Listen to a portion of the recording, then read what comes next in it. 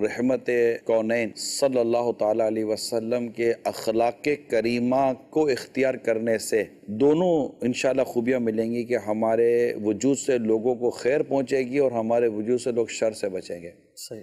इसके लिए हमको नबी रहमत सल्लल्लाहु ताला अलैहि वसल्लम के अखलाक करीमा को पढ़ना पड़ेगा और अखलाक करीमा पर अमल करना पड़ेगा और अखलाक करीमा की दावत देनी पड़ेगी। वो अखलाक करीमा जिसकी तारीफ खुद कुरान करता है, व इन्नका लअला खुलुकिन अज़ीम, के बेशक आप अखलाक के बुलंद तरीन मर्तबे पर फाइज हैं। और आपकी अखलाक करीमा की कुरान करीम ने तारीफ भी की और अखलाक करीमा के हवाले से कुरान करीम ने बाकायदा इस मामले में हमारी तरबियत फरमाई है। मख्तूतुल मदीना ने इहयाउल उलूम जो शाया की है, आप दूसरी जिल्द 2nd वॉल्यूम का लास्ट चैप्टर ज़रूर पढ़ लें और इस चैप्टर के ज़रिए हमारी ज़िंदगी से इंशाल्लाह खैर ही खैर अल्लाह ने चाह तो लोगों को मिलेगी।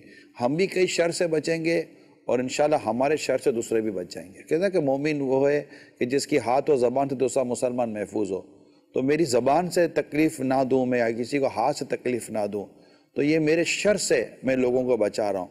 इस तरह की मैं साजिशें ना करूँ, इस तरह चीज़ें ना। घर में भी बैठे हुए हैं, अब ये कि एक बहन दूसरी बहन के शर से बचती है नहीं बचती, एक भाई दूसरे भाई के शर से बचा हुआ नहीं बचा हुआ, इसी तरह मियाँ बीवी आपस में दूसरे के शर से खुद को बचाएं। यानी घर में अगर देखें तो शर का बहुत बड़ा हिस्सा ज़बान के ज़रिए डिलीवर हो रहा है। सही कि मैं ज़बान के ज़रिए लोगों को तकलीफ़ दे रहा हूँ, अज़ियत दे रहा हूँ, चीखता हूँ, चिल्लाता हूँ, और ये नहीं समझ रहे होते। मतलब बालिग़ को तो बाकायदा इस पर अपनी तबीयत में उसासियत पैदा करिए। अल्लाह से डरना चाहिए कि आप अपने घर में बैठकर अपनी ज़बान से लोगों को तकलीफ़ दे रहे हैं, आपके शर से वो बचा हुआ नहीं है। जिस अमीर सुन्नत ने मदनी मुज़ाकरों में बुज़ुर्गों के हवाले से आपने बहुत प्यारे प्यारे बंदी फूल दिए कि खामोश रहें, गुस्सा ना करें, ये ना करें, बोला बोली ना करें, टोका टोकी ना करें, बात बात पर ये ना करें, वो ना करें, क्योंकि इससे एक तो इनका इमेज ख़राब हो रहा है, फिर इनकी ज़बान से जो शर फैलता है, जो लोगों को अजियत हो रही है ना, कर कुछ नहीं सक रहे।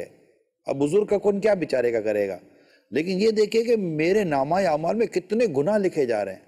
सही। लोग मेरी वजह से कितनी अजियतों में, घर का सुकून तबाह हो जाता है, घर का सुकून बर्बाद हो जाता है। बाद वक़्त इतने बेवजह गुस्से वाले होते हैं कि अब इसकी सही बात तो उसको समझाओगे तो वो गुस्सा करेगा, मगर कोई बिला वजह तो नहीं कर रहा होता, उसके साथ भी गलत हुआ होगा ना। बाद वक़्त है ना रोब की धाक बिठाई होती है कि यार हमको कोई कुछ बोल ना सके। ये भी तबका है ताकि हम गलती भी करें तो हमको टोकने वाला बोलने वाला ना होगा, यार ये लड़ेगा। अमीर इसमें फरमाते हैं कि जिसकी लोग इस्लाह ना कर सकते हो ना, वो इंतहाई महरूम इंसान है। जब उसको समझाने में लोग अपनी इज्जत का भी तो ख्याल रखें, उसको समझाएंगे तो ये हमारी इज्जत के दर पे हो जाएगा। बाद औक़ात माँ बाप को डर लगता है कि यार समझाएंगे तो औलाद 4 आदमी के सामने हमको सुना देगी।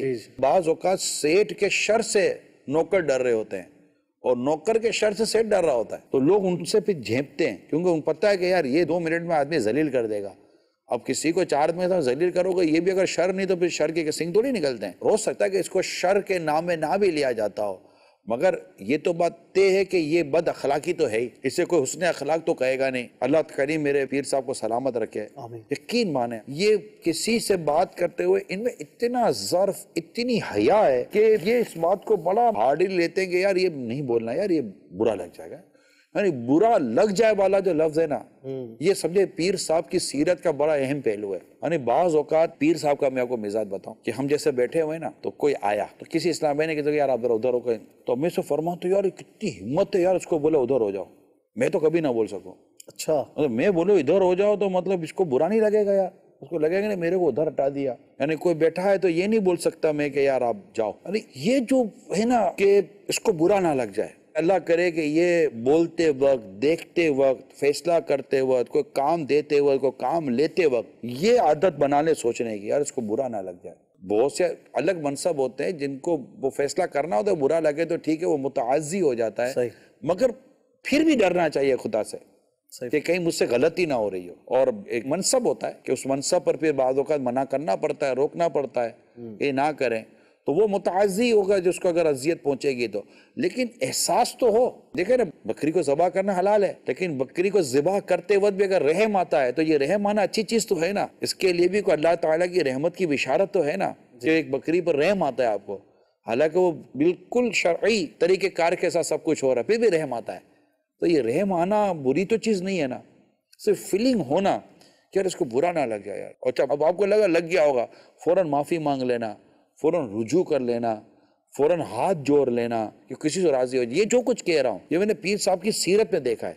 और यूं समझिए कि हम लोग गाड़ी में 4 बैठ गए, अब फंस गए, ये कभी भी नहीं कहेंगे यार आप उतर जाओ, ये बैठ गए, ये बहुत ज्यादा क्या करें, खुद ही उतर जाएंगे कि यार ये आराम से बैठ जाओ। अब कोई एक बोलेगा कि नहीं बाबा मैं उतरता हूँ, ये करता हूँ, वो करता हूँ, मगर ये नहीं हो सकता कि अमीर सुन किसी को फरमा देगा यार आप उतर जाओ, है ना। एक होता है किसी को राहत देना, एक होता है किसी को तकलीफ ना देना। अगर आपके वजूद से किसी को आप राहत देने का सामान नहीं कर रहे ना, तो आपके वजूद से तकलीफ देना तो कम से कम बंद कर दें। और तकलीफ देना आप तब बंद करेंगे जब आपकी ये सोच बनेगी और आप ये याद कर लो कि यार इसको बुरा तो नहीं लगेगा, इसकी हक तलफी तो नहीं होगी। बस ये डरे अल्लाह से कि मुसलमान की बिला इजाजत शरई दिल आज़ारी हराम और जहन्नम में ले जाने वाला काम है। और मोमिन के दिल में खुशी दाखिल करना 60 साल की नफली इबादत से बेहतर है।